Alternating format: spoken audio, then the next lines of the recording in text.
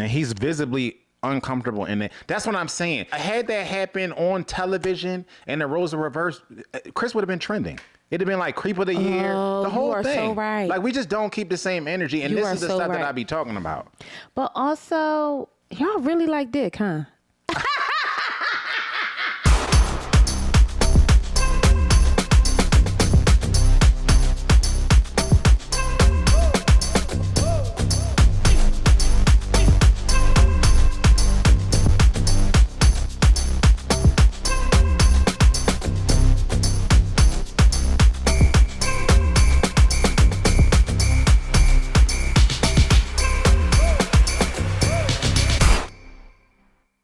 Hey, my loves, welcome back to our channel. Thank you so much for joining us again. I'm your girl, Intisar Eleanor.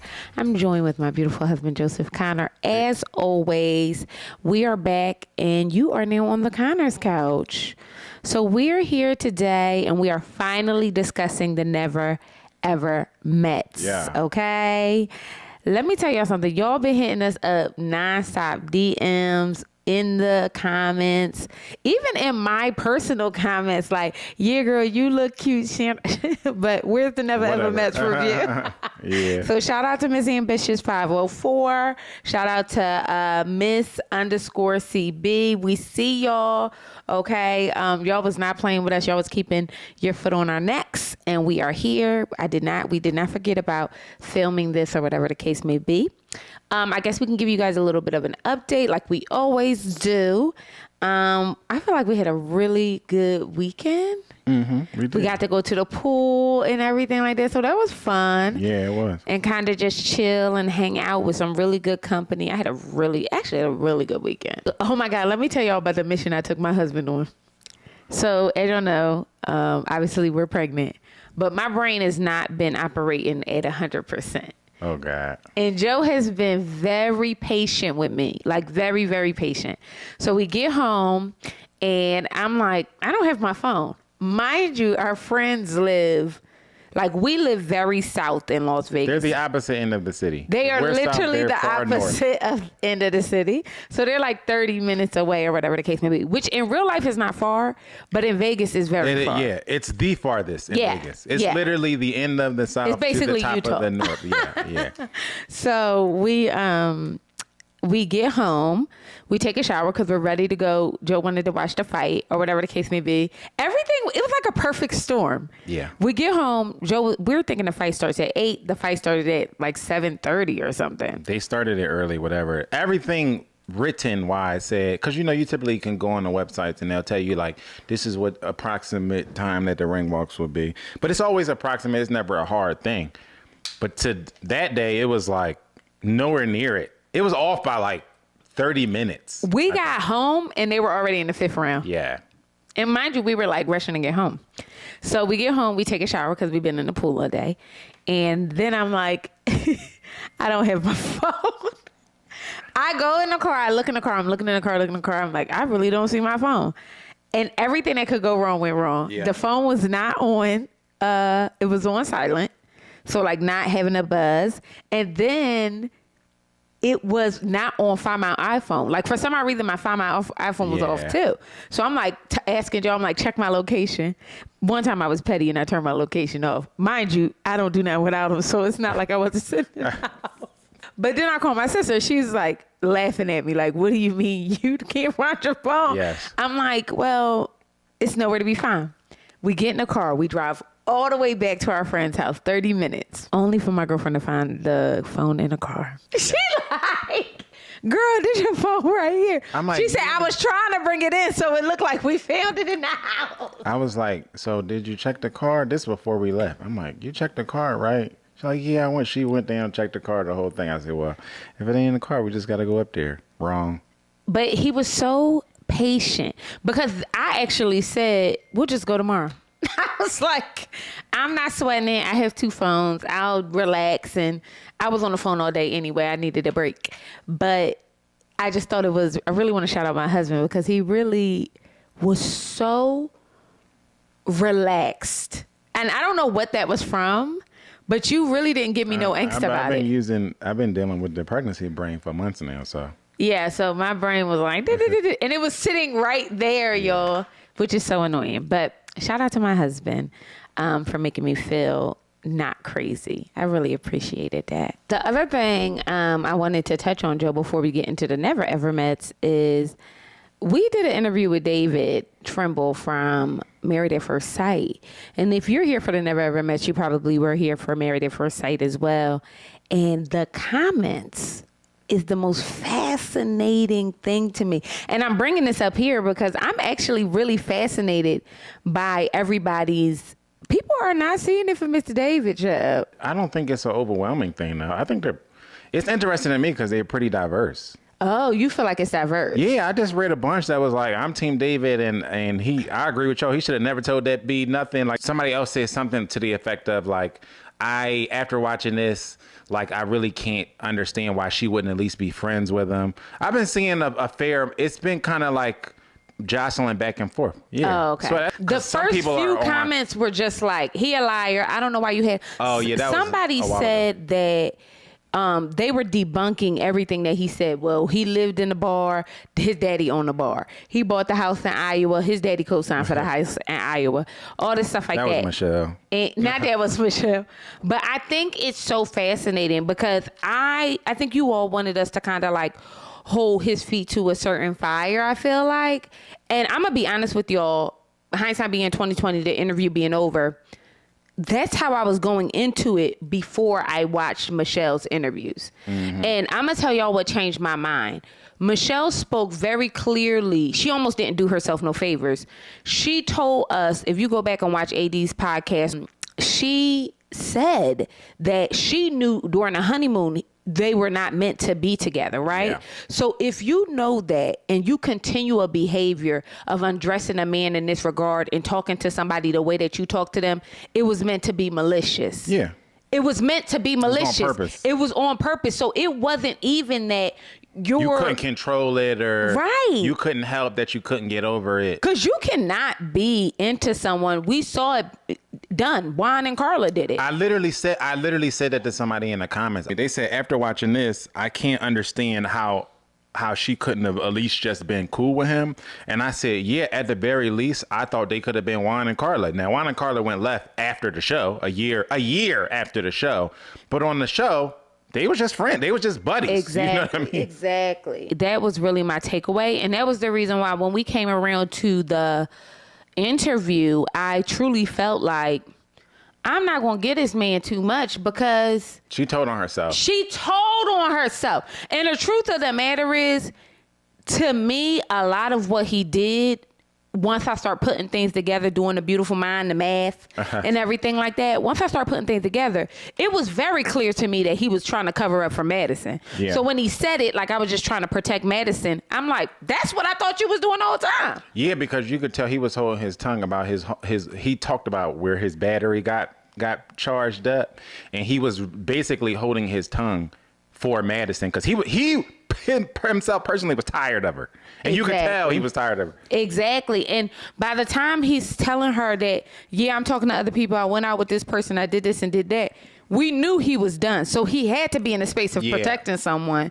You know what I mean? Because that's when he was just like, yeah, her name is Britney. Right. Right. So, I mean, having the conversations and seeing the conversations kind of unfold with Michelle and then the conversations that David has been having, all he did was affirm that he was treated poorly, and all she did was affirm that she treated him poorly. So his actions post that, although they can be seen as sucky because you kind of came off as friends with Alan and things like that, I don't have as much smoke for him. Like on the spectrum of smoke, I see Michelle's behavior as more malicious. Yeah, I've always have. With that being said, let's dig into the Never Ever Met.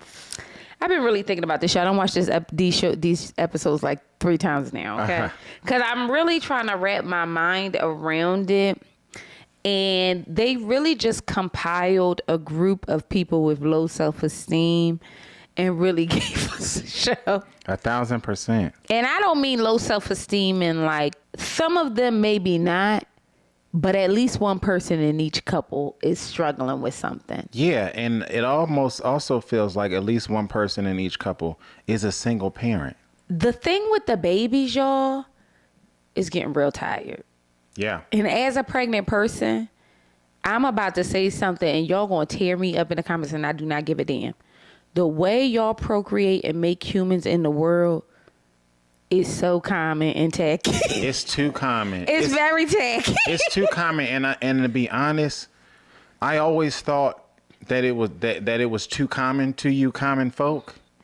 But actually having gone through this process with a pregnant woman and being close to said pregnant woman, close to the point where, no, that's not my girlfriend, that's my wife, and we wake up and we go to sleep together and we go to the coffee shop together and we go to the grocery store together, like being actually as close to the process as I can get makes me feel like y'all are even more crazy. Y'all are nuts. Y'all are so unserious. Y'all are nuts. The way, the nonchalant cavalier attitude that y'all have about bringing a human into the world with anybody is wild. It's so scary to me. And we're not conservative people. The thing is that Joe and I are very, very like, do your thing, nobody cares, whatever, this is your life, right? But it is so fascinating to me how many single mothers is on this show. Yes. You trying to tell me in a world where we just compile a random group of people, I think only one person don't have no kids? Yeah. And it's like, it's not that y'all are saying, nobody has said, I was married before, I got a divorce. And the reason why I think marriage is so important, and I've said this before, it's not because I think marriage is this like end all be all thing. It's that when you're having a baby, you are the baby for 9 or 10 months. And I don't think people understand it. Like, I'm the baby right now. You know what I mean? I can't pick stuff off the floor. I can't do this. I can't do that. So there is somebody here actively taking care of me during this process. And I think I'm annoyed by this because it breaks my heart. It truly does break my heart to know that a lot of women are experiencing this on their own. There's no way I could have done this alone. I'm going to tell you, and I'm going to be honest about it. It doesn't break my heart. I think that y'all are crazy. I'm not really sad for you. I think that you're crazy because so many of these people chose this. And that's the thing, too. And that's what's upsetting to me. I personally know people who I've had a conversation with who chose it. Like they walked into it going, I'm just going to be a single mother. I'm just going to do this by myself. I don't need so-and-so. Like before they were pregnant. And that's a pathology, right, that we don't even have enough time to unpack. There's a pathology behind, shout out to Iyanla, thinking that you can do these things alone, right? But the problem with that ideology is that if it took someone else to give you the baby, like we only can do it if we're in tandem with someone else, then why wouldn't it take someone to go through the process of creating and growing this baby? And like I said, I'm a very liberal human. Like, I get it. Like, do whatever you want to, girl power and everything like that. But a lot of y'all this ain't girl power, and it's not a flex, and we have to stop treating it like it is. It's just fascinating. It's not a flex. Me. There's a specific demographic of women who are choosing to be single mothers. But I think when you, and so I want to clarify when you say choosing, what Joe is saying, like, let's talk about, like, for example, Anthony Edwards just had a baby with a young woman who he told he did not want to have a baby. And a lot of y'all will hear that and say, well, he shouldn't have laid down with her unprotected. But the truth is, he gave her the notes. She took it and did with what she wanted with it, right? So now at that point, you are responsible for your child not having a father. And you don't even see it that way because we're supposed to be holding men to a certain standard. But the truth of the matter is, the man told you he did not want a baby. So it's like now we're in this world and we're populating the world with all these children. And it's not okay. And it's not a flex. It's not cute. It's not a flex. It's not feminism. It's not girl power. And I think some of y'all get lost in like being not lost, but obviously when you're in a long-term relationship and you want to be together and you have a baby and all these things, like, shit happens and shit changes. And that's not what we're talking about. That's not what I'm talking about. Right. I'm not talking about people who are single parents because they got a divorce. Domestic violence. I'm not talking about that. I'm talking about I'm talking about the people Charlie, who have chose to bring children into the world by themselves, and then is now on all like. I mean, it's so many people that are in the dating world now, and they just got babies. Oh, I had a baby 5 months ago. What? How are you in a dating pool? So that to me is also an undercurrent in this kind of season as well. Like, who knew we were out here populating the earth like this? It's crazy because y'all will have more of an reservation to get married than y'all would to bring a human. And I think that's why I'm talking about this. Because if we talk about being married, people will tell you how, married men is the biggest cheater or the most single man. Why would I do that? Why would I do that? You'll hear a lot of discourse behind that, but I think we need to empower women to say no. The truth of the matter is women live longer when they're not mothers. Women live longer when they're not wives. Women live fuller lives, happier lives. And not to say that you shouldn't be procreating and having children, but you should be the primary focus, and then you decide to bring in this human with somebody who's going to do it with you. Because doing this, I haven't even done it yet, right? But even like the nights I've had where I woke up and I'm just, bleeding, or like something is happening, or my nose is bleeding, I'm coughing up blood, whatever the case may be, I'm supposed to drive myself to the goddamn urgent care? It's just, but not only that, Zar, even the emotional aspect of it. Like, one of the things that y'all know, if y'all know us, y'all know that our 2024 last year was like the hardest year. It was the hardest year of my life. I don't know if that would be the same testimony for Zar, but it definitely was the hardest year of my life. And one of the things that got me through it was that I had an emotional crutch. I had a partner who could just emotionally pull me through it. And to even go through what we went through with the first baby and now this, and then the first trimester, like, I can't imagine emotionally going through this by myself being pregnant and going through it emotionally. But even though I was just a single dad, like, I just couldn't imagine doing it. I've always wanted 2 kids. And this is the last thing I'm gonna say in my soapbox. I've always imagined having 2 kids. We went through 1 trimester. And my entire tune changed. I literally told my wife, I said, if you don't want to do this again, we don't ever have to do this again. That was 1 trimester, and it immediately changed my outlook. Like, I would never be upset if she said, I don't want to do this again, just from the experience that we had from that. So for y'all to be like, just choosing this, that's why I think you're crazy. That's why I don't have sympathy, because I just going through it one time, I immediately took all the pressure off my wife. Whatever you want to do next, let me know. And we're not saying this to kind of like I said, this is not a dig. It's more that we just want y'all to know that you are worthy of commitment. You are worthy of someone loving you deep. I mean, so deep that they want to populate the earth with more yous, and they want to take care of you through it. And I think that we should be normalizing that, and we should be in a society where that love, that's an act of revolution for Black people. Love, being in love, procreating in love. But it's also power. Like, partnership is power. Yes. We don't talk enough about that. You know what I mean? Like, my partnership with my wife doesn't just, show up as me having a spouse. It shows up in so many aspects of my life professionally. It shows up in so many aspects of my life, the power that I get from being in partnership. And we have to talk about that.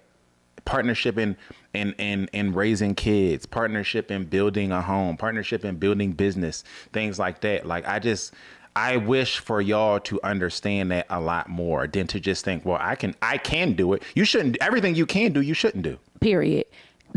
And you're absolutely correct. And that leads me to talk about Charlie and Jared. Oh, Lord. And I mean, I'm digging in on them first, because this to me this is exactly what we're talking about. Charlie is obviously, I believe that you get one. Things happen. People, in the throes of things, you make things happen, right? We get it.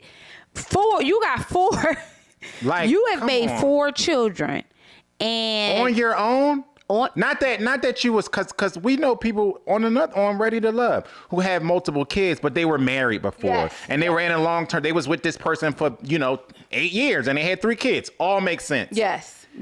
You yes. done hit the single mother horse 4 times and just kept going back for more. 4 times, and now you got another man's penis smiling in your face. How about that? Oh, it's looking at me. The last thing you should be thinking about. You are worried about the wrong thing.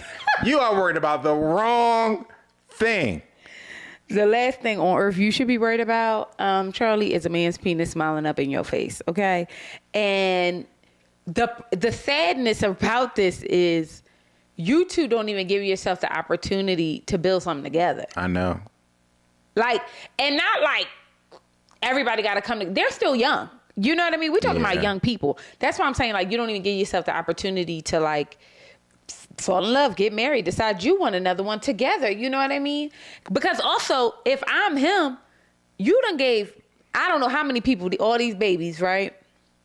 And now I'm supposed to just my baby is just I don't know. Do y'all not feel that way? Like, keep it 100. Yeah. I can't be the only one. My like, baby is the runt. It's just a baby. Like, you know what I mean? It's nothing even exciting about it. That's what but we was watching the one show, the Mob show, and one of the Mobland? Yes, the Mobland, and the main, like one of the main characters, the kind of underboss or whatever, has a baby out of wedlock. All of his kids is like with this one woman. And the mom came to him and said, "Don't even say that baby's name first. You say my child and every other child in this house, and then you say her name second." Yeah. That's how she felt about their, stepchild or whatever, half child or whatever. So even that is like, that got to be 100 years later. This is a grown woman. I was just about to say, as foul as it was, it tracks. It's a real feeling. So let's dig in on them. Okay. So they went to the same high school, Jared and Charlie. They've been chatting with each other. At different times. They've been chatting with each other for 4.5 years. Which is crazy. But if I had 4 kids, how often am I getting to travel? Or 3? You know what I mean? But for one of those years, she was pregnant. Right. So it's just unserious. It's unserious because you're pregnant for 9 months. You're dating. You claim that you're together. You just didn't see this person for 9 months. Well, they're FaceTiming. But that's what I'm saying, in person. You just didn't. You made no attempt. Y'all was just always too busy. It's given 90 Day Fiance. It's given, and even in 90 Day Fiance, they make it. At some point, and they could be living in Istanbul, and somebody else is living in Wisconsin, and they make a point at some point in 9 months to see each other. So that's the unserious part to me, because how serious can you be about this person? I remember being broke and in college thinking, this last little bit of coin, I'm going to use this to go see Intizar. I didn't even have no money to travel or to do none of that stuff. So how serious can you be if you're a big grown adult with a job, and in 9 months you can't figure out how to see each other? So that gives to me... The whole thing is not real. It's not even that it's not real. For the people who have been like dating like 4 years or even a year. Even a year. I think it's like, come on. This is a joke. And this is from people who did like long distance for a long time. You know what I mean? For a long time. So like, I was like getting on the Greyhound, going to see him and everything like that. About to die about it. About to go broke about it. For real. But in real life, I feel like this whole thing with Charlie and Jared is physical. I just think they like talking to each other. Just stay on the phone. I think that they like flirting with each other. Yeah, but like... I don't believe he want to start a life with this woman because he just had a baby too. And then didn't figure out how to see her in 9 months. So but guess what? Another broken home. Do y'all see what I'm saying? Yeah, like we just can't keep creating these broken homes and then claim that everybody want generational wealth. Oh! Whew. How? Joe. Those two things contradict each other. Also, I hate the term generational wealth. But y'all don't. But y'all don't. Y'all don't hate the term. So everybody it's at the tip of everybody's tongue. But everybody also is just super down to bring babies into the world by themselves. Those two things, those ideologies contradict. It doesn't make sense. It doesn't make sense. Charlie shows up in her skirt, her rainbow skirt, so her booty can show. Listen, one of the worst BBLs. First of all, they look good together. I'm not going to lie. Charlie and Jared look like they would be together. They absolutely look like they would be together. And at the same time, I think they absolutely they're completely unserious about this whole situation. You would have to be. She literally sits and tells us that, well, I knew he was doing what he wanted to do, so I did what I wanted to do. Neil, don't get me wrong. That's real. You know what I mean? However, how did a baby get... I feel where you're coming from, Charlie. I feel that. But my thing is, why waste your time? Y'all wasn't even seeing each other. So it's not like y'all was spending night over each other's houses and Netflix and chilling. You doing what you want to do. He doing. Why waste each other's time? Why not just go your separate ways? I mean, I think we've all done it. That's why I'm saying, like, I get it. Not in this actual relationship is not really producing anything for me. Oh, we don't even see each other. So that's why I've never done that. Why am I? I'm sneaking around for a woman who I never even touch. Right. Why? Right. I understand. Like, we could have just been friends. And maybe that was the case, right? Maybe they're best friends. They're really good friends. But you can't be a best friend and then leave out the fact that for 10 months you've been incapacitated or, pregnant. Yeah. And on his side, that you've gotten somebody pregnant and your baby been in the world 6 whole months. But then she tried to get an attitude about it. Which is you had a baby for 6 months? Like, girl, you also lied about your baby. 4 of them, but not just the baby. You just had 2 more appear. Here I am thinking it's just a 12-year-old walking around. But also, what's in your brain? In your brain, I believe you don't have to tell a man about your business when it comes to your kids. However, what's in your brain that in a 4-year conversation, you could just erase 2 children? Scary. Y'all are That's nuts. frightening. He should run. Absolutely. He should definitely run. That's weird as shit. Yeah. But she gives me weird. Because also... He doesn't. Everybody is mother of the year. How much can you really be messing with these kids if you just afraid to tell a stranger about them? You don't even know this man. You haven't touched him, ain't been sleeping with him, ain't been kissing him, touching him. He ain't been feeding you. You ain't been feeding him. But you don't want to tell him about the kids that you are taking care of? How could y'all be that close? These are your babies. But whatever. You know what I mean? Let's move on to Tatiana and Cleavier.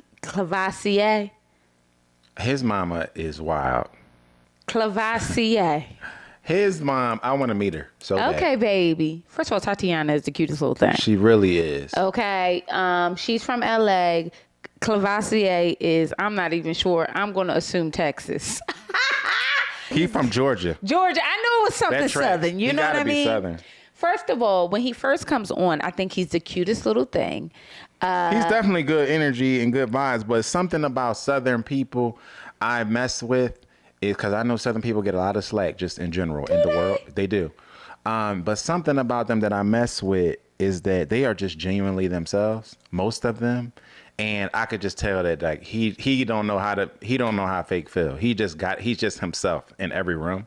And I appreciate that about him. I appreciated it. Their first date was horseback riding, which I thought was the cutest stinking thing. They go horseback riding and then they do a little picnic and he's like feeding her. Ooh, that got awkward. Yo, I don't know. So I really feel like you're meant for me because I get secondhand embarrassment. I get icked out about every little thing. Real bad. Yeah. Don't I get icked out about every little thing? Joe, as a human, does not ick me out. That's how I know you're made for me. Because, like, he doesn't even do things that, like it's no sexy voice. Like, he don't have to make it like, oh, yeah, baby, like, I'm coming to... Like, that icks me out. You know what I mean? It's none of that. And, like, he could just... And not that you wouldn't feed me or you haven't or whatever the case may be, but... It's not to be like sensual. Yeah. Like sensual? We're good. Because now I've gotten the secondhand embarrassment, like just in proximity to you having it so bad, it's like rubbing off on me. So now when I see anybody do it, it weirds me out. Man, women, dog, child. I be like, please don't do it. But you know what that is? I think so, Joe. Also, maybe the reason why I feel that way is I'm gonna be honest with y'all. I have not dated in a long time. So feeling comfortable with somebody is different. Like I'll just be in Joe's face and be kissing all over him, and it's not a big deal. But if you don't know that person, you have to do things overtly to kind of get them to kind of come and meet you. So like when he was leaning in for a kiss and she was leaning back. That was terrible. And then because he couldn't have the kiss, he just kept feeding her. Oh, you want some more? Oh, you want some more fruit? And he didn't necessarily think that she was hungry. He just wanted to keep having some type of physical interaction with her. And it just caused a very awkward moment. And I felt bad for the both of them because you could tell that she likes him, but she didn't want to get close or intimate. And he likes her, and he just wanted some more intimacy. Yes. And it was going off the rails quickly. Which I do believe, it being the first time meeting, she gave him the appropriate amount of affection. She likes him. You could tell. Yeah. You know what I mean? But I don't think she had to overdo it in any regard. And I don't think she owed nobody that. I think she did it the way that it should have been done. That whole moment just kind of icked me out. Super wild. But they go on to do like the body painting and everything like that in the second episode. And I really feel like they kind of got each other. I felt like with a very respectful, but they kind of see each other. They have a lot of chemistry to me. They do have a lot of chemistry. Or enough chemistry. They do have a lot of chemistry. They do feel like they would just be together in the real world. Yes. Which makes me think, why did it take y'all 8 months to like make an effort to see each other? Also that. She live in LA. That's a fun trip. Yeah. And also an easy trip from Atlanta. Right. Atlanta being the major airport. What's the second one? Meet in the middle. It's just so many ways to do it. I'm just assuming Atlanta. There's so many ways to do it, and I just can't understand the aspect of like, oh, y'all really messing with each other. Y'all really love each other, but y'all haven't figured out in the matter of 8-9 months how to see each other. I don't get that either. Because I would meet Zar in the middle of the desert. Hell, just meet me at the airport, and then you know what I mean? Like, I just am thinking about it from a space of being long distance, talking to a person who I really messed with. Yeah. It just, there's no chance that we would go a year and just not see each other. Hell, there was a time we was like, I would be like, I can't do it, or we ain't gonna be able to do it, or whatever. And he like, no, we got it. We're going to do it. My grandma used to say, where there's a will, there's a way. And I truly believe that it is one of the most accurate sayings she ever said. And she had a lot of gems. But let me say this. This is a sidebar, okay? What was the movie we was watching last night? G20? G20 with Viola Davis, okay? She says, what did she say about my uncle said if you give a man a fish, you feed him for a day. If you teach a man a fish, you give him food for also life. Something my grandma said. But that's what I was about to say. Everybody, Granny was saying that. That's true. That's what I was about to say. Because when she said it, I said, bitch, your uncle ain't the only uncle who was saying that shit. He sure as hell was not. Right. But it tickled me. I think my grandma said it first because she was 100 years old. She was 100 years old, though, y'all. She was. But in real life, I feel like I could see her and him being together, except for the fact, and he good energy around other people. He is. Even how he gave Britney and Ty a little bit of love because they were cooking together and things like that. I really love that. Like, I think like to notice that in other people is a good vibe as well. Mm-hmm. But his issue is the whole time wasn't I like, I really like this young man. I like him. Then coming to find out he got a baby too. That's why you can't like men. That's why you can't like men. Bruh, but my thing is this again. Why are we hiding these kids from people who we claim to be so head over heels for? And he looks like he likes her. He definitely likes her. Out of the people who I would think can have a genuine chance of being together in the real world, there are two of them. And I just don't understand why you would even risk that. Because then you risk blowing it up. Like you can't hide it forever. So the longer you hide it, the worse the impact will be. Oh, it's blown up. You get what I'm saying? The worse it'll be when you actually tell her the story. And so now it just seems like, how much did you really like this woman if you was keeping this from her? It's blown up. Don't get it jacked up. Let's talk about Sinko and Jay. They are fascinating, but they look like they would be together. 100%. Sinko is 6'7". Jay got to be 6 feet tall, if not bigger. Okay. So she's from Illinois, and Sinko is from where? Sinko is from Atlanta. Okay. Also, another thing. Yeah, Sinko is. That's a 2-hour flight, y'all. Jay is 6 feet, and Sinko is 6'7". And she's fascinating to me. I like her, but do you get the? And this might be my energy. But sometimes when you see it on other people, it's weird. Do you get the idea that she deprecates him a lot? Why you say that? The whole ruler thing, like, not to say that men don't be lying about their height, because they do. You know what? I think some women who are a little bit socially awkward, that's the way that they flirt. Okay. And I think she was trying to flirt. She was trying to put a little riz on it, and she doesn't have it. She really don't have the riz. She's a beautiful woman. She's she super really cute, is. but she don't have it, and I think that was her way of trying to flirt. Well, he liked it, so I guess that's all that matters, because they got it on in the shower after they play basketball. Bro. But that says to me they are more serious, their conversation, because it's only been 5 months. So I could give somebody less than 6 months. You meet somebody online, you chatting with them, whatever the case may be. You haven't seen them in 6 months. I can give you that, you know? And you might have the build up, but You felt like it was too soon? Not that it's too soon, because like you said, they have been talking for 5 months or whatever. So they obviously have, sexual tension or whatever you want to call it. It's to be expected. And they seem like they really mess with each other, right? I agree. Like they give to me that like they could just be a tight couple out in the real world. Like absolutely they look like a couple to me. But it just seems like this was day one. Yes. And you're in a house full of other people. Yes. So that's what's awkward to me about it. Ultimately, if they were to just go visit each other, I would fully expect them to be intimate. You know what I mean? If he just got on a plane and went to Atlanta, okay. I would fully expect, you know what I mean? And they've been talking for 5 months. Like yeah. I would have fully expected it was just that all with all the context involved. Yeah, I agree. And she chose to sleep in the boys' room because they got a king size bed. And I'm going to be honest with y'all, that didn't bother me. I think it was meant to bother other people, but she is a big woman. But everybody's a big woman on this show, which is ironic. It's kind of weird to me. Because most women, the average woman's height is like, I think like less than 5'8", might be like 5'7" or something like that. Every woman on this show is like 6 foot and above. I don't know how they managed to do that. It's like they just pull women out of the WNBA. So it makes sense that she wanted to be in a bigger bed because she's like, yeah, like, you know what I mean? I'm a big woman.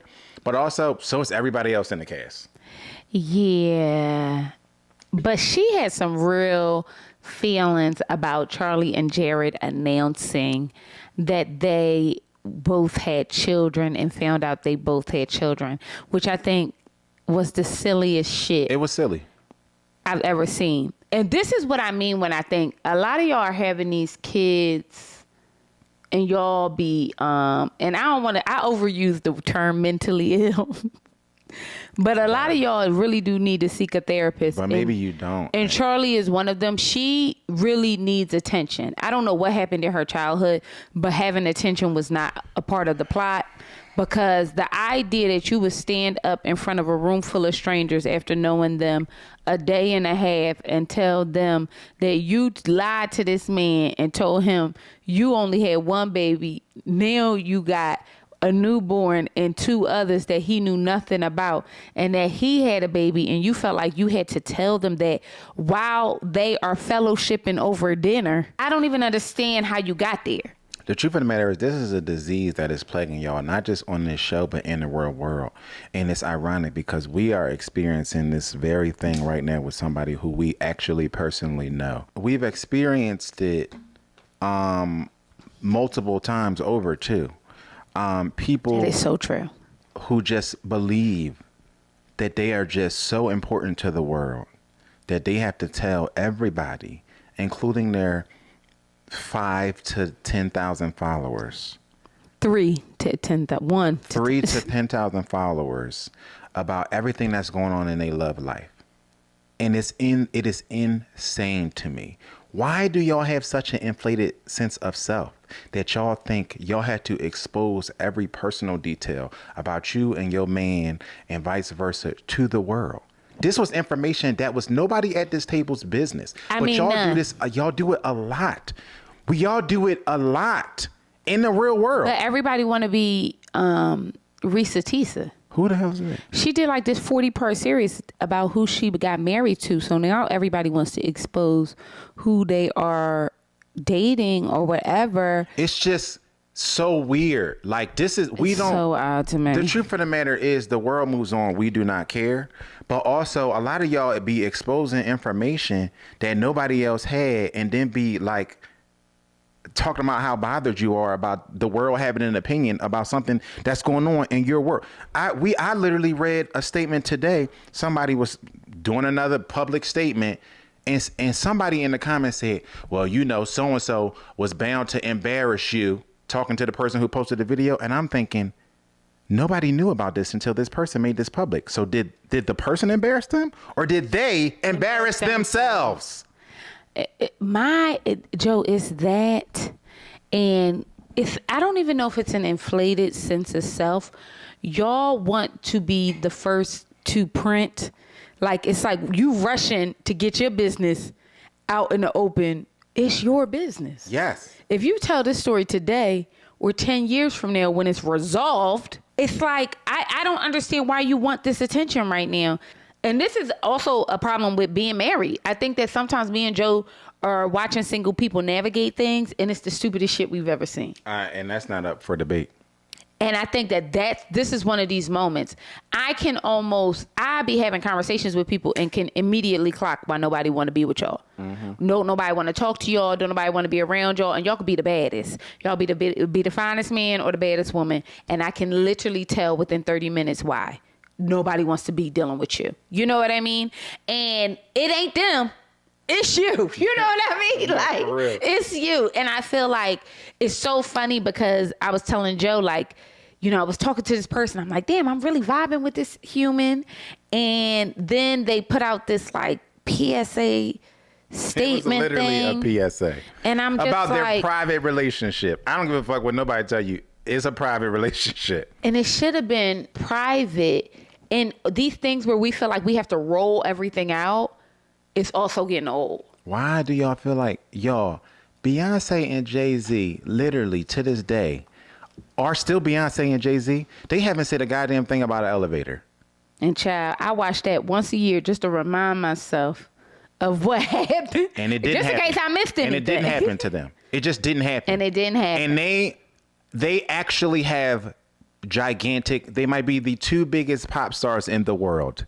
And guess what? They didn't feel like they needed to get on TikTok and be like, let me tell y'all what happened, okay? It really breaks my heart because y'all can get through stuff. The problem is that y'all make mountains out of molehills about stuff y'all could actually get through and triage with somebody. And then you bring it in on a new platform and it's like, you could have solved this alone. And now you can't. And now you can't. Now you got to stand on business. Let's talk about Kiki and Brandon. Another group of people who ain't really giving much yet. Kiki and Brandon is the most fascinating couple I've ever seen. I be trying to tell Joe, them little tiny men be liking them BBWs, okay? They like a little ass, little tit. I want her to do that hair different. But if she snatch that wig off and get her a good bust down, that's a baddie, okay? She got a good face, everything. And she just seems like such a sweetie pie. She seems very sweet, but we got to stop using, we use the term baddie too loosely now. Just like everybody's a genius. Like, okay. We gotta stop. Genius and baddie, we got to pull back on that. Oh, okay. My bad, sir. But I do think she is a good looking woman. And I feel like they are really cute. And they read young to me. I don't know how right I am about that. Well, Kiki is 29 and Brandon is 30. So not really. Right. They adults. They grown, but they read young. She's a plus size model. He's a former football player. And What does they that met mean? I have no idea. Like, and they I'm met also on a former social football media. player. Like, what does that mean? Maybe he was in the league. That's not what you call a former football player. That's why I asked that. Words mean things. Oh, you said this to me before. What were we talking about? We were talking about somebody arena who played football. basketball. We talking about somebody who played basketball. And they Yeah, say, he was a professional basketball player. Yeah, like Okay, yeah, you're right. But still, a former football I think player. it's kind of cute. And I think it could be something, but dating for 4 years and not having seen each other once, and he said that she stood him up. Which is crazy. Because also, I would be done with her. I don't care what she looked like. I would be done with her. I'm dating you for however long, and then we finally supposed to meet up, and then you just ghost? Why would you still be talking to this woman? Okay, Joe is so strict, y'all. Joe is so But that's strict. not strict to me. That's just very basic. Yeah. Like, just have respect my boundaries. time. 1,000%. It's just a basic, like, you know? Yeah, I get you on that. I do get you on that. Their first date, he wanted to do a photo shoot for her because she is a plus size model. How did you feel about that? I thought that was cute. I thought it was weird. I mean, I think, you know, bringing into context what she does and things like that. I just don't know how much I believe it because she's like so shy. How you so like you're a model? You know what? Listen, have you met a model? I never met a shy one. I know, and they bossy. Like what? Not in they bossy. It's just but like, not that they shouldn't be. Not like in a negative way. I'm just saying they bossy. I'm like, I don't They know particular. how much I believe the story. Maybe she's an aspiring. And that's different too. Words mean things. Joe is so over people. I cannot. But I do think they are cute. And he obviously is like watching her drink. Are you guys clocking that? So something got to be going on because he's called her an alkie multiple times, like low key. How many drinks you had today? Like, Yeah, very passive aggressively, like you're drunk. So I'm trying to figure out. Now, mind you, he's been quote unquote dating this girl for 4 years. He must know something we don't know because this happened on episode 1. He was like, "Oh, you finna have another drink?" yes. Maybe he knows something that hasn't come out yet. She's gone through something. She's dealt with something. She had some episodes or something because he's way too, if not, then there's something wrong with him. He's way too anal about her having a glass of wine. Because it's just wine. That's what we think. So that's why I'm like, I want to. Right. That's what we think. Because we know somebody personally that they would do something like that to a person that they're close to. And to the outside world, it would just be like, that person is just drinking, hard seltzer. But because we know the context of it, we would also be like, oh, they probably shouldn't have a hard seltzer. Yeah. You know what I mean? Yeah. I feel you on that. That's funny. So let's get into Alexis and Chris. Chris is being held hostage. 1,000%. Part of me believes that a small part of him likes it. You know what I mean? Like, he definitely got mommy issues. It's not up for debate. But that's what I'm saying. This is really a sociology. It really is. This is these people got something going on mentally, okay? Chris was on Ready to Love. Do y'all remember that? Yes. You know what I mean? He had hair too. Good, nice, beautiful hair. He was on Ready to Love. Alexis is 47 from Philadelphia, so we already know. Okay. And we can see it, y'all. We can see it. And she very well could have been on this season of Ready to Love in that batch. You know what I mean? Just that's really where she should have been. Her and what's the girl name? Sahara. You know, they probably know each other. They probably friends. She is tough. Yeah. I don't even know how else to like. And that's a word that you can describe most Philly women. Really though, and I'm a Philly Joan, like through and through. But she bites. And also hits. You know, like she do kind of. Well, she affirmed that. She said that the man was walking by looking at booty, and she had her fist right there, and he turned around, and she was like. And y'all, that's domestic violence, y'all. We can't be. That's not cute. When she told the story, I think it was meant to be. It's not funny, Alexis. I don't think it was meant to be funny. I think it was meant to be a warning. And maybe so, but I don't believe that Chris needs a warning. I believe that Chris is fully aware. You know what I mean? That at any given time, a bomb can go off. She frightens me. I'm a little worried for Chris, for sure. I'm a lot worried for Chris, but I also know that Chris likes this. I don't know if Chris likes this. I think Chris needs to speak to somebody. Chris is familiar with this energy. Yes. Those are two different things. Those are two different things. So when I say, that's what I mean, though. I mean that this energy feels familiar and at home for him. Yeah. Because I can't understand, and I mean this with all due respect. I think that Alexis is a pretty woman, but I think that Chris is a young man. He 35 years old. He handsome. He live in Dallas. He tall. He all the thing. Like, I mean this with all due respect. I don't even understand why he would be entertaining Alexis. 1,000, it's not, I can't see it. I would need somebody to break it down to me as if I am. And inversely, I don't know why she would be entertaining him. As if I am a 12-year-old child. Like, I would love for somebody to break that down for me because I don't see. How did y'all even start talking? Outside of him needing to be diagnosed, like, what's going on, bro? You know what I mean? Did the mamas and aunt, what is this? This is a complex. Why would you even want to, why? I don't see it. This is a complex. Because she's also just mean to you. Every time I see them interact, I just think like, damn. It's almost like she trying to. Sun him. Yes. All the time. Yes. Yes. But I think that's familiar for him. And that's why I think he needs to, where's a Dr. Pepper and Pastor Kyle? Or Iyanla. Or Iyanla. We need the experts we need on this show. her now. So we go through this with them. Alexis and Chris, their first date was on the beach, which was really cute. However, her outfit for a beach date was... All her outfits, though, she's just an auntie. Like, so I don't know. She hasn't had one yet that wasn't, a little... Okay. I know. But when y'all be knowing y'all about to go on these shows... Zar, that was her Sunday's best. She knew she was... Because she could have had on a nice sarong and a little babe. It's cold. The beaches in L.A. are cold. She knew she was going to be on national television, and she put on her best. And and when I think about a 47, 48-year-old woman, that's her best. She Well, no, don't do that. 47, 48-year-old women be looking like Nia Long and like Gabrielle Nia Union. Long look like Nia Long. Everybody ain't Nia Long. Where we get that at? Don't do that. The girls is looking good nowadays, babe. They looking good, but they not, when they get to 50, they don't look like Halle Berry. That's what makes Halle Berry, because she's one of a handful of 50-year-old somethings who look like that. And that's what I'm saying. Alexis is your average 47, 48-year-old woman. You know what I mean? Yeah. I can't. I just felt like she's very aggressive. And I'm using the word aggressive because I think that's the appropriate word. She's very aggressive with him. They sit down. He must have been entertaining another young lady. She says immediately as soon as they meet, not you're so beautiful, not oogly googly. Don't you owe me an apology? But that's her energy at every minute with him to me. Everything is like, bow before me. I think everything is combative. And I think that's indicative. And also like she wants to humble him every day. Yes. But it's weird because he's a guy who just comes off as naturally humble to me. Yes.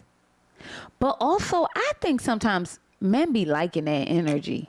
I think like is the wrong word. I think there's something wrong with that he needs to, this is for him and his therapist to figure out. But I think there's something there. There's a reason why somebody like that would date somebody like Alexis. In the same way that we could see somebody who have daddy issues date their father, and they hate their actual natural born father. Yeah, sometimes it works out that way. You got to unwrap that in the session. They do the body painting, and the body painting actually turns out to be very inappropriate as far as I'm concerned. He was visibly, even though he was like blindfolded, uncomfortable. 1,000%. And she didn't give a damn because she does what she wants to do. That's their dynamic. And that was weird as shit to me because how could you be creating a sensual, in her words, environment and this person is visibly, it's almost like she don't care. She blew past. He was visibly, to me, uncomfortable. He was uncomfortable. She doesn't care that he's uncomfortable because inversely, she dates him because of the control factor. It's very similar to when we see older men date younger women. it's a control factor there. It's not just that she's pretty, it's that I can control her in a way that I cannot control my 47-year-old ex-wife. Yes. And I think it's a very similar dynamic. And he is kind of raising a red flag to it because he also, when it was his turn to painted a stop sign on her goddamn back because he's experiencing the fact that she has no boundaries and she blows past every boundary that he tries to set up. Just crying for help. He's crying and for help. Everybody was laughing around him. And I did not think. But that's because when it is, the roles are reversed in a male-female dynamic, we think it's cute. I didn't think it was because cute. if it was, if the roles were reversed, we would think that it was abuse. If we saw this man painting this woman and moving his hands up her skirt and doing all of these. And she's visibly pushing. We would call it abuse. We would literally call it sexual abuse.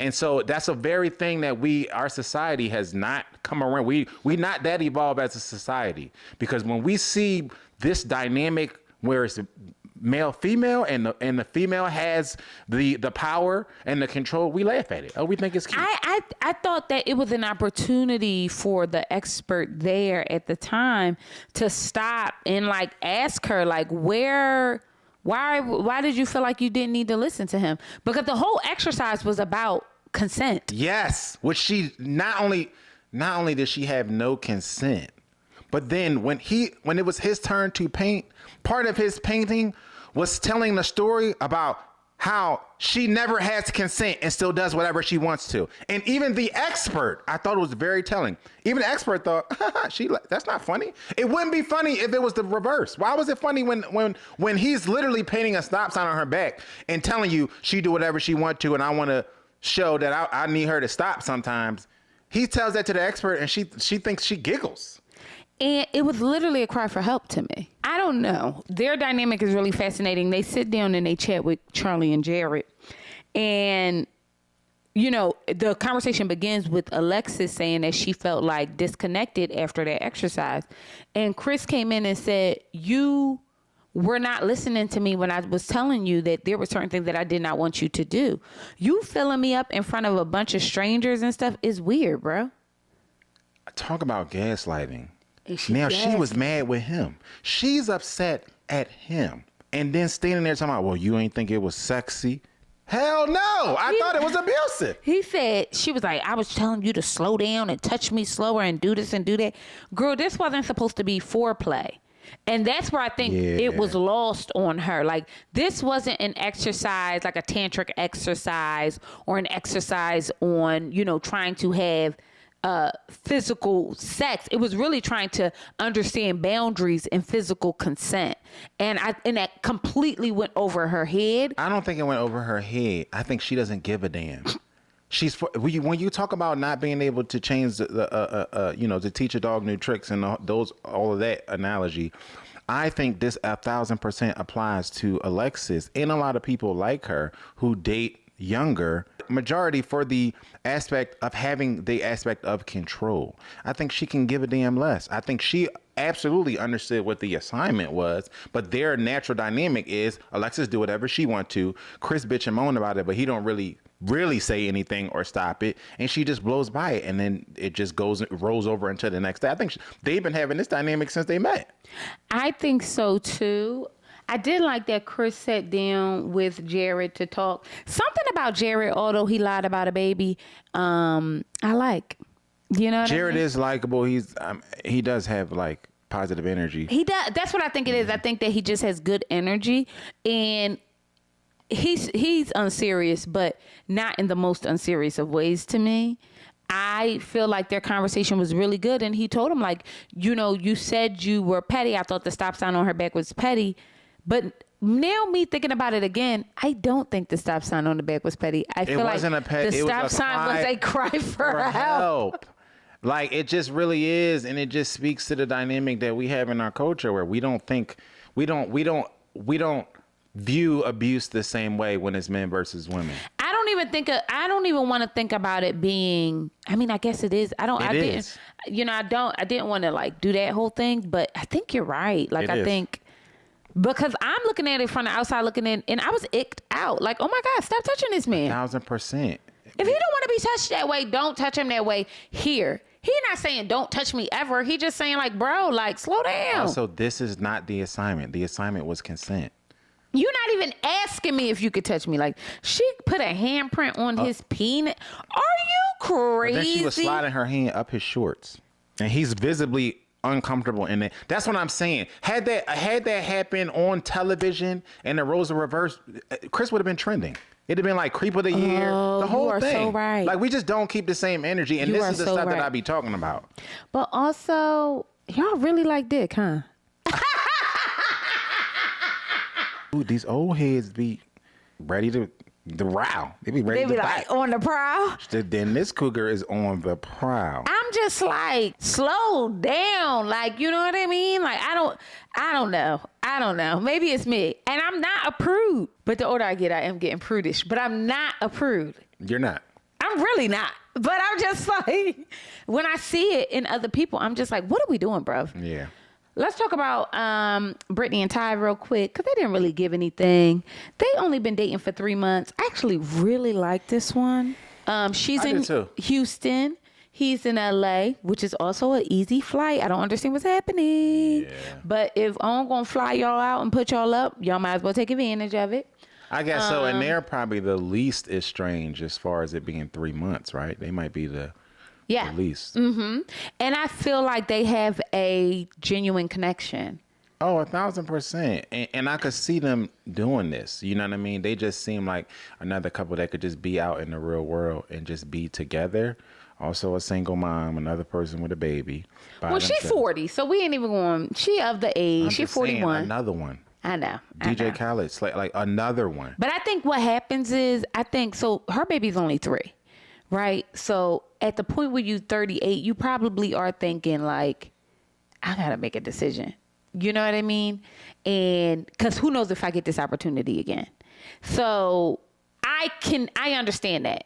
I completely understand that too. I you know what I advocate mean? for somebody Because we know to do the same thing. Exactly. What I'm exactly. saying is another one. But she also is a single mom. But that doesn't matter because I actually really like her energy. She does seem a little bit, and I don't want to use the word insecure, but just very conscious of herself, how she looks and everything like that. And, you know, that could be hard sometimes when you're dating somebody new and trying to figure out boundaries and this and that when you are really not sure of yourself. You know what I mean? But I love her and Tyler and Britney's energy. I really do. I do too, and I think it's always telling. Y'all heard us talking. If you watch Married at First Sight, to Alan about how he was the cook in the house, right? To me, that's always a good sign. You know what I mean? Like it is, at least for my wife. To me now, it is a way of love language, right? And when I see somebody like Ty doing that as well, I could tell that it's that way for him. Yes. You know what I mean? Because he immediately was cooking for the whole house. And true to a real cook fashion, he was about to cuss that other person out because she was encroaching on his space. You know what I mean? But also, she was just being rude. But at the same time, I could see how that's also a love language for him or whatever. And that's typically a good sign. I think that's a good sign as well. They seem, I don't know, I kind of really feeling this energy. I like Tyler. He's 38, lives in Los Angeles. So this is the thing. This is funny. I could never date a Tyler. However, those kind of people I'm always cool with. Yeah. You know what I mean? He just seems like so much fun And good like, energy. and good energy he gonna and cook, light. and we love it. We love to be fed. And he gonna cook. I could tell that fish was good. I'm not gonna hold you. Like, it was blackened But perfectly. he looked like he put a lot of salt on it. He probably do, and that does not. Also, I'm used to that too. That's true. Where I'm at now, I can't do the salt. Though. Yeah, but I could tell that fish was good. It did look good. Even the string beans look good. Yes. Everything looked great. They, on their first date, went parasailing, which I thought was really cool. But he just seems like easy energy. Mm-hmm. And I felt like he disarmed her when he met Britney. Like, you know what I mean? Because that could be a nervous situation, you meeting this person for the first time and everything. But it seemed like they had been doing it for a while. Yeah. Yeah, and I really appreciated that. And even in the kitchen, it seemed like they had been doing that for a while. And I'm gonna tell y'all, it be the little stuff. The couples that cook together stay together. Y'all have to pay attention to stuff like that. You know what I mean? Because that's the stuff that's not sexy. It's not gonna end up on the blogs and the podcasts and the Mars versus Venus conversations that trend online. I truly believe that couples that find little things like that to do together, they typically have a stronger foundation. You know what I mean? Than the couples that they love each other to death, but they do everything separately. Yeah. You just got to pay attention to that. Yeah. Let's talk about the other couple because we're going to intertwine these two. And that is Alicia and Irvin.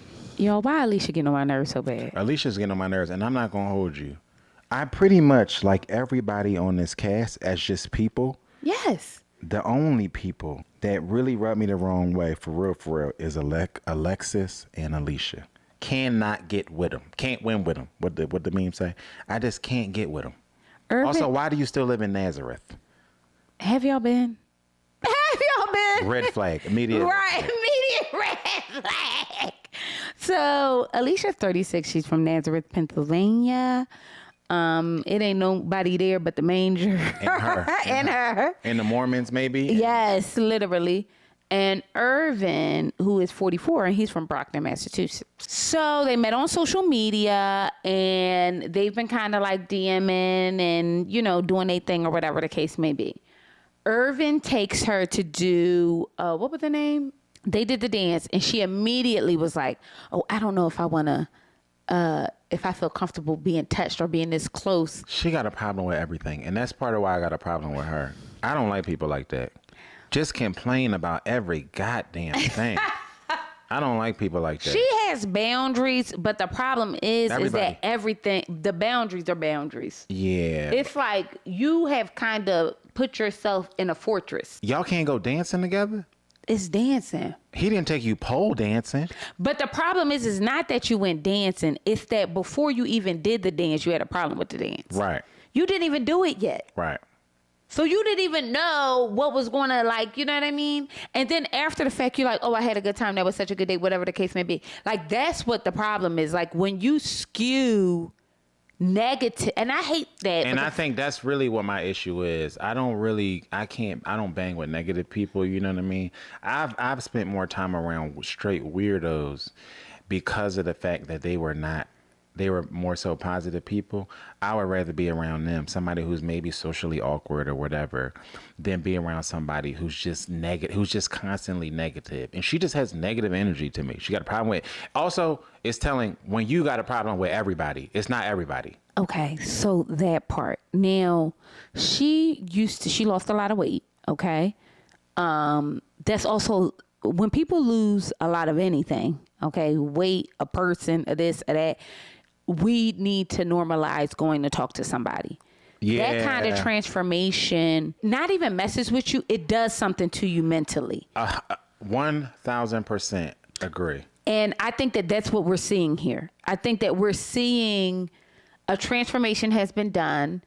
And now she is trying to figure out in real time who she even is.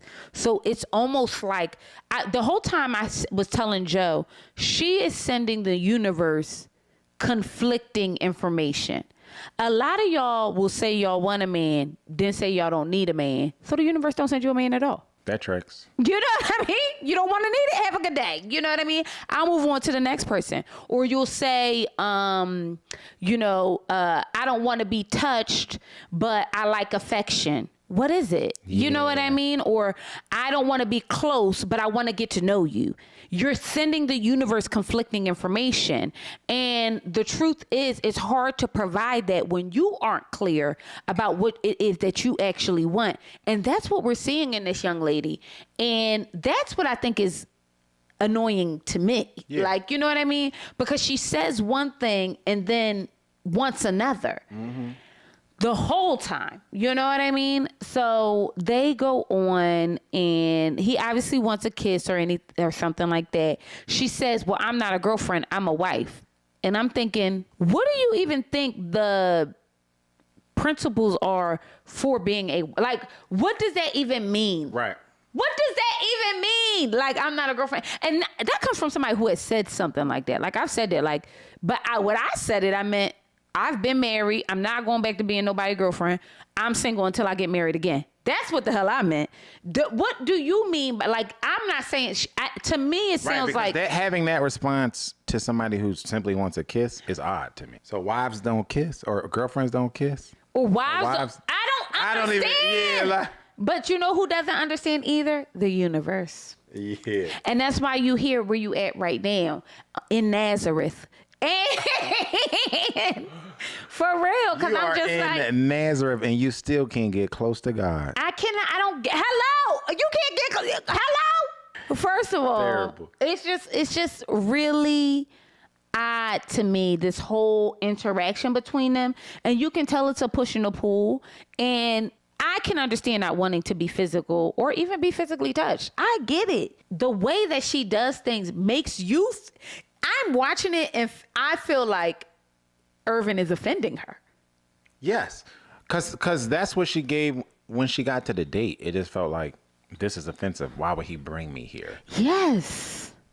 Go ahead about yourself. I can't deal with people who just think that they are, the queen of sheep. But go ahead then, because this man is obviously very into you on the onset, and he wants to impress you, and he wanted to do something fun and interactive, and he takes you dancing, and your first reaction is, why would he do that? Now I gotta touch him? What? But y'all not gonna get us to pretend y'all not kissing people in the mouth. But you know what though? She is from Nazareth. You are so conservative. You wouldn't see the man that you've been dating for 5 months and kiss him in the mouth? Or even want to touch him? Even want to be close enough to him to dance? Yeah, you should run, bro. That's weird as hell to me, right? So they do the exercise as well with everyone, where they are doing the painting exercise. She does, his, but she acknowledges that she doesn't even ask him for consent on a lot of things. So now we know she has a boundary issue as well. Right. So this might not be a Philly thing. It may be attributed to Pennsylvania right.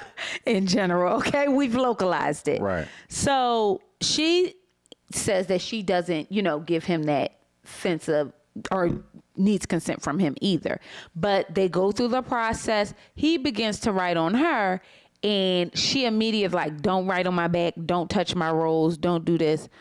Girl, this your body. Check me out. He gets an A for consistency, because I would have been turned off from her vibe from the initial date, and then she got all of these things, all the red lines and the red tape around the painting and everything like that. I would have been like, go ahead, sis. He does the painting. He goes on to explain what he put on her, and he was going to mention the fact that she had an autoimmune disease. He really wanted to. But we don't even know that he was going to mention that. We don't know what he was going to say because she cut him off and told him not to say it. I don't even have an issue with her cutting him off. Which I don't either. To preserve her privacy. It was the actions after that kind of annoyed me, because you don't want him to explain what you've gone through, but then on the other end, this is the conflicting actions that I'm talking about. You will go into the kitchen and start some BS with people you don't know about cooking you some string beans. They don't even know you, and they don't even know why they would need for you to have these dietary restrictions. So right? You want to be vulnerable when you want to be vulnerable. So now they supposed to acquiesce to what you want them to do. Why? Because why? You don't think if you would have sat in that moment and said, I have this autoimmune, whatever, and then that man went to cook, he wouldn't have asked you? 1,000%. And his whole disposition would have been different. I believe it, Joe. I just know that his whole disposition would have been different. When you have the information, it allows you, and our therapist told us this, it allows you to be even more sympathetic to said person's plight. And it's hard for people to do that without the information, right? It's much easier to be more understanding if my wife is having a crash out for me to understand that, well, she's 3 months pregnant, right? If I don't know she's 3 months pregnant and she's crashing out, I just think you're crazy. Yeah. Right? This is the type of, you can't expect somebody to be responsible for information that they do not have. So you go into the kitchen and you have all of these demands and they looking at you like you're crazy because rightfully so, they don't know why the hell you would be in here barking about all these demands. She goes into the kitchen and Ty and Britney are cooking and he's cooking. He's ready to go. He's got all his ingredients laid out. He's giving directions to Britney, all the things. Okay. And Miss Alicia walks in and as they're making the string beans, Britney asked Ty, how do you want me to do this? Do you want me to, because she was being a sous chef, do you want me to do butter? Do you want me to do oil? He said, do a little bit of butter, do a little water, do a little oil. Okay? That's not how I do it. But that's how Ty does it, right? Alicia takes, oh no, do they have vegan butter? You need to make it with vegan butter. And she was like, Britney says, we can make it with vegan butter. He was like, no. That wasn't even it. Because Britney said, we can make it with vegan butter. And then it progressed to something else. Ty wasn't. It was no vegan butter in the fridge. And then she had a problem with something else. Because Ty wasn't, she explained it, explained it as if Ty just jumped down her throat automatically. That's not what happened. I didn't like that either. That was whack too. That's unsafe. It wasn't 1,000%. It wasn't until she got short with Britney that Ty even jumped in, which he a real one because me and my man, we jump people. This is a true story. I had to do this with a family member who was pressing Zar about cooking. Oh, he sure did. I said, slow up, bro. You're not gonna. I don't care who you are to my wife. Nobody is a fitting to die by my wife more than me. Nobody, and that's including her mother. We love you, but nobody is. And she was cooking somewhere, and one of our relatives was pressing her about making this mac and cheese or something. You need to do this. You need to do that. I said, bro, slow up. Slow up. Are you either cook it or you let her cook it? Yeah, he did. So you can't. I'm never going to side with Alicia over Ty being a barrier for his woman. I loved it. Because you have to draw a line somewhere, and I don't give a damn if it's a woman. I don't care if Zar beefing with somebody. I'm going to cuss you out too. Let me tell you something. Period. One time me and Joe was late night. We in LA. We at the laundromat. Me and this girl is arguing, right? But she's in a truck. We're in a Kia. Okay? And I don't know so we're arguing through the window. No, I'm standing outside because the way she pulled in, she almost hit me. Oh, and I'm like, the fuck? So she's standing up, whatever. I'm standing up. She goes to get out the car like she was about to do something. Joe jumps out the car like he was going, like, what's up? What are we going to do about it, bitch? Because you're getting jumped today in front of your fucking kids. Especially because she looked like that fucking turtle off of fucking Super Mario Brothers. Okay? Girl. No, we're not doing that shit. You're getting fucked up today. Are you kidding me? And I was like 50 pounds lighter. I'm like, but I ain't, Joe, no, I ain't afraid of nobody. I don't give a damn, bitch. We gonna fight. But that, I enjoyed that he was like, hold up. Like, you could just get another pan, but not too much oil. That would have sent me. Yeah, listen, don't be trouncing it. Don't do this. Don't do that. He was right for being like, slow up. First of all, who are you talking to? Because it's all in the delivery. You could have said that same thing to Britney, and Ty probably would have never turned his back if you would have did it with grace and respect. But butter give me mucus, and it make me all mucusy. I can't have too much butter. He like, I'm not cooking just for you. And he was right. Well, she says, I won't even eat it. I won't even come to the table. Don't. People like that. Don't come to the table. table. You're a weirdo. Yeah, don't. My thing is this. All you had to say was, my bad, y'all. If you don't mind, put a couple of those on the side. I'll make it myself. 1,000%. Because I have dietary restrictions. You know what I mean? He ain't a chef. Right. He's cooking a communal meal. Right. Right. But also, if you had been more vulnerable, which you did not need to be, but if you had been, I believe this conversation goes completely different. 1,000%. I'm 100% convinced that everybody's reaction to you barking in the kitchen is different if they understand that this is a health issue. The way you treating them, but then you go back to your man. Alicia, go back to Irvin. Like he's supposed to buck up. Irvin clocked it immediately. Because he knew, and I appreciated that. Because he clocked it knew immediately. that you don't know how to talk to people. So when he heard that you had an issue with 2 more people because of how you was talking, even though you lied about it, he knew you was lying. He immediately had a solo shot and said, yeah, she don't know how to talk to people. So I believe that. But also, where do y'all get that from? How do y'all not know how to speak to other humans? Because even the way I felt like she was talking to Britney, I felt was a bit out of line. It was crazy. I would have stepped up and said something too. You're not just gonna talk to my woman any kind of way. I don't care what you claim to be. You know what your pronouns are. I don't give a damn what. I don't care what you believe that you are. You can't just talk to my woman any type of way. He was 1,000% right.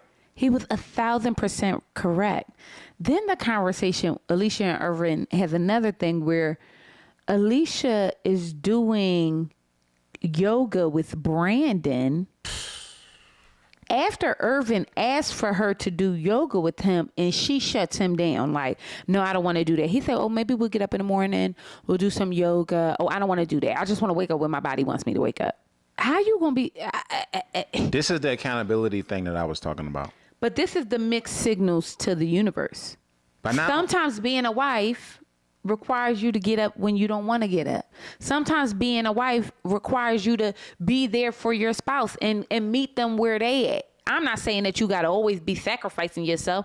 I'm saying you talking about you in the house with this man for a week or however long this process is.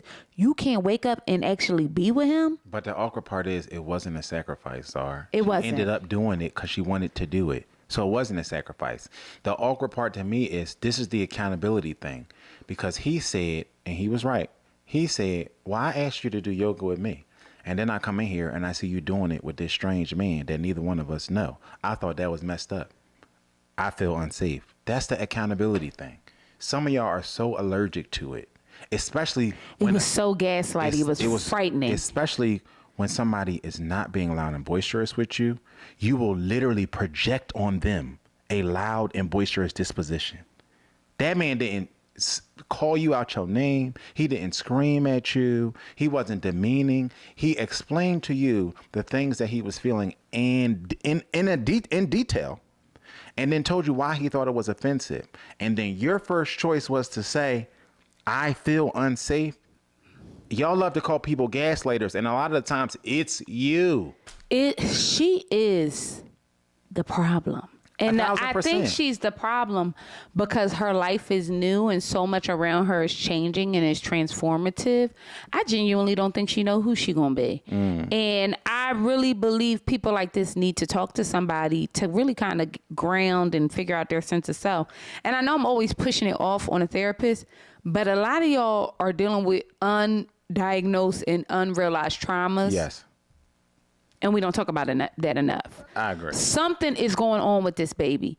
She is for her to say that she's on this kind of healing health journey and then is such a combative person. Yeah. I don't even see how the two align. They don't. People just be out here lying. Everybody's speaking from their higher side. Everybody's so elevated and so bullshit. Y'all be out here ain't Joe, done. Bullshit. Y'all be out here capping for the cameras, man. Y'all have to stop doing Y'all it. are not y'all higher selves. Y'all think because y'all say these words that we don't see how you acting in the streets 1,000%. And of Nazareth. Because you are in the streets of Nazareth.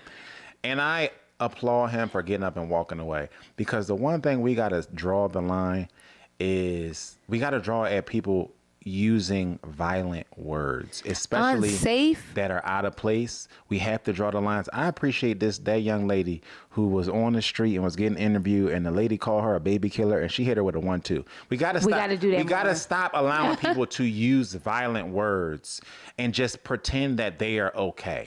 Which, if anybody from the prosecution is watching, that young woman was wiping something off her face. She did not hit her with a 1-2. She was just wiping something off her imitating face. It was a reaction. She took it the wrong way. Okay, it was a reaction. But we really got to draw the line at people just saying anything out their mouths. That's not okay. It's not okay. It's not okay, especially in the age of social media where anything can get caught on tape, and then you can go back and say, well, this person, assaulted me, or this person was this, that, and the third. Like, you can't just say any old thing, because especially in today's culture where whisper down the lane always adds yeast to stuff. So you can just have a disagreement, and the next time it get back to somebody else, you beat them with a sledgehammer. It's just, and then you want to continue to talk to him after you call him unsafe. Come back. You unsafe, but come back. Talk to me. 1,000%. Get up and leave. Somebody is hurling frivolous, because we don't put weight to the words anymore. We was watching something, and these two people were having a disagreement on ideology, and it was really just one woman who didn't want to raise her son in a Jewish home. The lady immediately called her. Oh, on HBO. She called her anti-Semitic. That we can't let people just throw these. That's a big word. That is a big word. The girl didn't say she hoped the Jews die. She want to go back to the ways of Hitler. She wasn't hick sailing like No, she didn't say all that. She didn't say none of that. She wasn't throwing up the sign like Elon Musk and his cohorts. All she said was, I don't necessarily want to raise my child in that way. She literally got up and just called her anti-Semitic. She said, I can't do this. She anti-Semitic. We gotta draw. Don't let people just throw these labels on you. That's crazy. I'm glad he got up and got out of there, because that was a crazy thing to say to somebody. I thought it was crazy. I thought that her whole disposition does not give that she is here to even get to know this man. Yeah. Like, there is no closeness or anything like that. It's so odd to me. Even when they were in the bed together, which I could understand her feeling like, okay, this is a lot. This is our first day meeting. But then again, I don't. Because if he flew to meet you, y'all wouldn't sleep in the same bed. Some people don't, and I get that. But you know what I mean? Why are we pretending like most people don't sleep in the same bed? If he taking a flight, I don't understand that. You know what I mean? Like, I don't.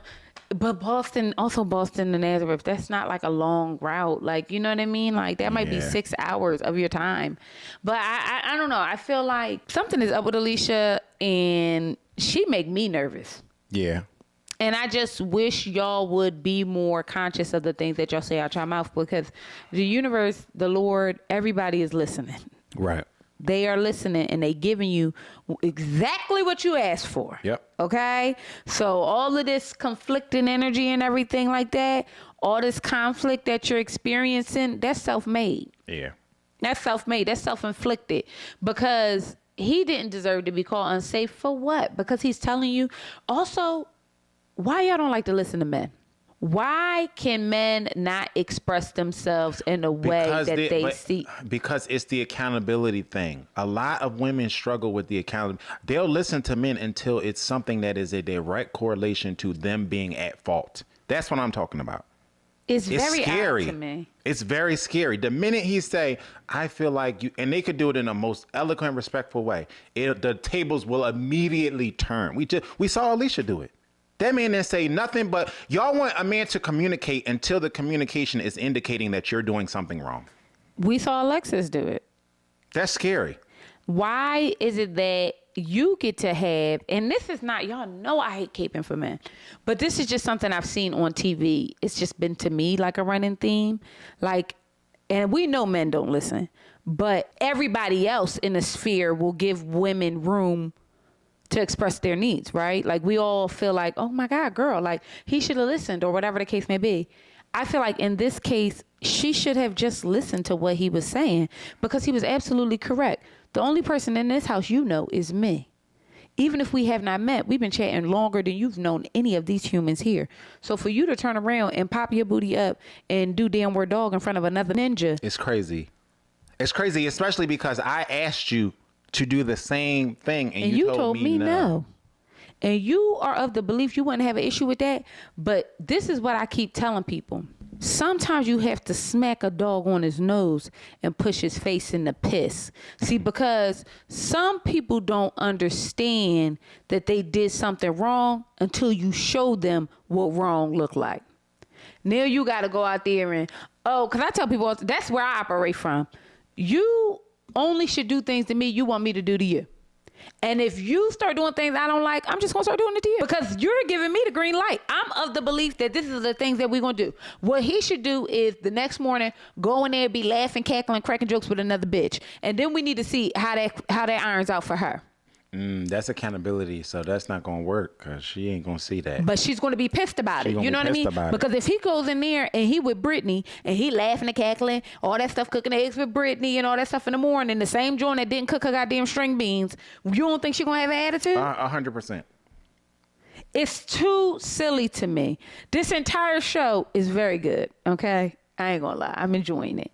But it's wildly unserious. Yeah, it is. It's wildly unserious. And it's almost like I'm impressed that they was able to find this many unserious humans. I know. It's fascinating, especially the people who haven't seen each other in years. Do you think they knew, and y'all tell us in the comments, do you think they knew all these people were just having babies on each other? Because Charlie had to apply while pregnant. Which is crazy. Which shout out to, I think it was Tatiana. It was Jay. Who said it like, bro, you had to apply while pregnant. That's crazy. To be on a dating show or whatever you want to categorize while being pregnant, talk about mental issues. Like that's wild to me. And I also want to say another thing, and I mean this with all due respect. I like Charlie, y'all. I think everything that she's going through is a symptom of her low self-esteem. But the more I think about it, y'all, and y'all are going to laugh or y'all going to think this is stupid, I think Charlie's slow. I think she got a learning disability. I genuinely don't think that she's operating at 34 years old. I think this is like, I think I like her because I wouldn't be surprised. I'm going to be honest. I wouldn't be surprised. Before we go, Jared called her. He painted a zebra on this woman. Y'all. And called her his black queen. And then he said, y'all, please leave me the fuck alone. She's a zebra because she black and white, and people don't realize that she's black and white, but she is my black queen. And then he said, Wakanda forever. Bro, you can't make this up. Like, are y'all not icked out? The problem is I like Jared, but are y'all not icked out? I like them both.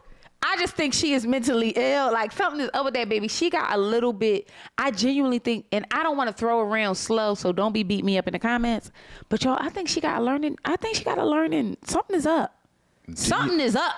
It's giving 90 Day Fiance when the guy, the African man, was dating that white woman. His baby girl Lisa, and he was calling her his black queen, and this woman was white as snow. What are we even talking about? Y'all are nuts. Y'all need to y'all need to speak to somebody. Are you crazy? His black queen who's in a room full of actual black queens. He wanted us and Dr. Umar to know. Black queens forever. Snow bunnies never. He wanted everybody to know that. He said black queens come in all different colors. Do they? Wow. I actually enjoyed this show. I'm sorry this one is so long, but the truth is we did 2 episodes in one. And we just wanted to chat with y'all. We had to catch up about all the other things we've been talking about too. If you are new here, thank you so much for joining us. We are Intisar Eleanor, or I'm Intisar Eleanor. This is my beautiful husband, Joseph. Because we are not Intisar. We are not Intisar, but whatever. Thank you guys. Joe knocking me off my square. You know I got a script, bro. You know I got a script. Don't knock me off my square. I'm pregnant. Thank you all for joining us. I really appreciate you coming and hanging out with us on the Conner's couch. The Never Ever Mets was a really good one to do. So shout out to all of y'all who was telling us to do the Never Ever Mets. They have been tickling me. Like, I'm literally tickled by this. Yes. Because it's wildly unserious and it's fun for me and Joe to watch. Yeah, it really is. Make sure y'all bust down and tell us all the things y'all feeling. What is your gripes? What are you watching? What you want us to watch? Tell us all the things. We want to catch up with y'all too. And how y'all doing today? And yeah, subscribe to this Mimi Tappan channel. And thank you for watching us or listening to us wherever you listen to podcasts. And we'll see you beautiful mother jumpers later. Peace. Bye.